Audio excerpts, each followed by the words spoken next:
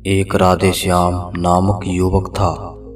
स्वभाव का बड़ा ही शांत एवं विचारों वाला व्यक्ति था। उसका छोटा सा परिवार था जिसमें उसके माता पिता, पत्नी एवं 2 बच्चे थे। सभी से वो बेहद प्यार करता था।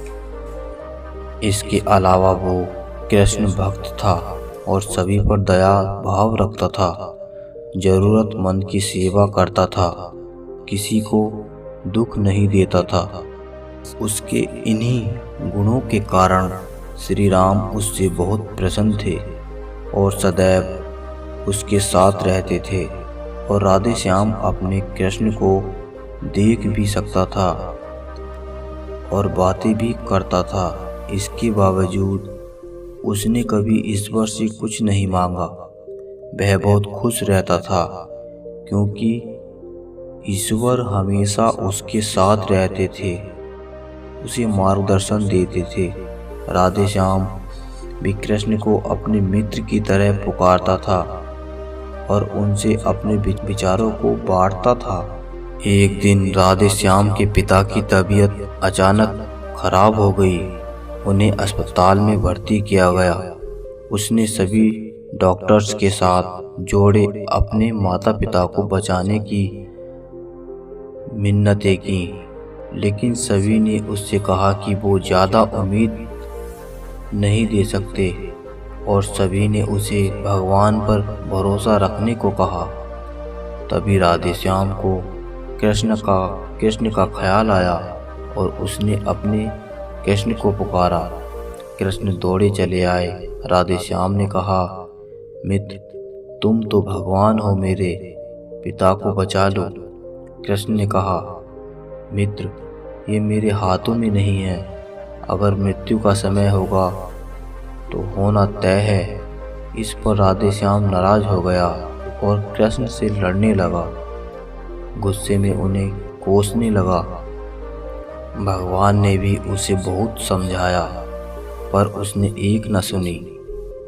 तब भगवान कृष्ण ने कहा, मित्र, मैं तुम्हारी मदद कर सकता हूँ, लेकिन इसके लिए तुम्हें एक कार्य करना होगा। राधेश्याम ने तुरंत पूछा, कैसा कार्य? कृष्ण ने कहा, तुम्हें किसी एक घर से मुट्ठी भर ज्वार लानी होगी और ध्यान रखना होगा कि उस परिवार में कभी किसी की मृत्यु न हुई हो। राधेश्याम झट से हाँ बोलकर तलाश में निकल गया। उसने कई दरवाजे खटखटाए।